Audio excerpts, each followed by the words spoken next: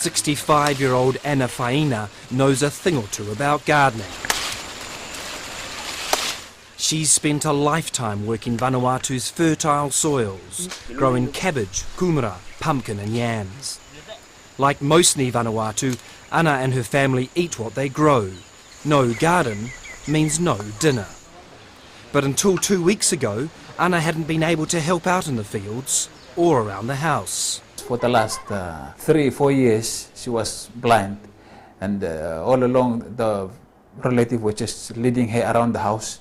Ana suffered from cataract blindness, a condition caused by clouding of the eye's lenses.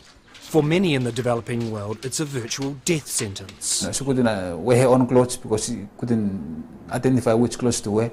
She wouldn't even locate her foot where the plate is. Most of the time you have like grandchildren looking after them, yes, and sometimes they don't have this opportunity to go to school. Dr. Kaso is Vanuatu's only trained eye surgeon, the beneficiary of a Fred Hollows Foundation grant provided by the New Zealand Agency for International Development.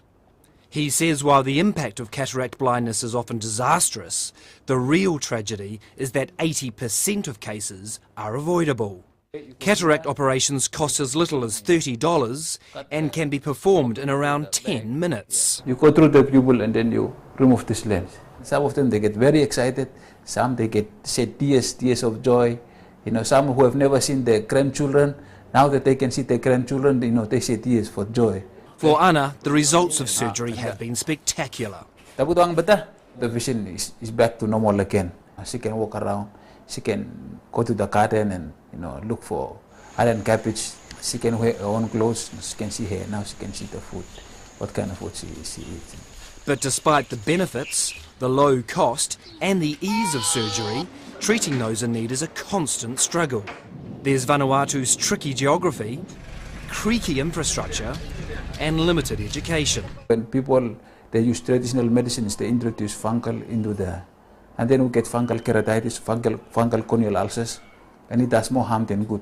Then there's the question of money. Antibiotics like this one, the Ficamox, we cannot afford it. Dr. Kaso performs dozens of cataract operations every month from his base clinic on the northern island of Santo.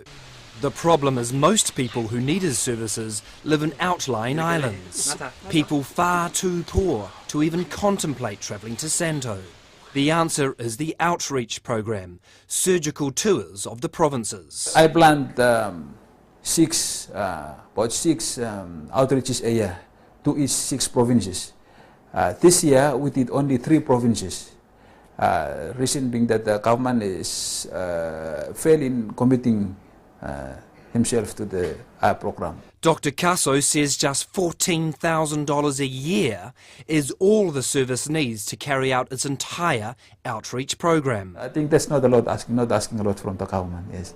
But we haven't got that this year. But I'm still pushing for the government to at least commit himself. Still pushing to fulfill the Fred Hollows dream of bringing sight and life back to the blind.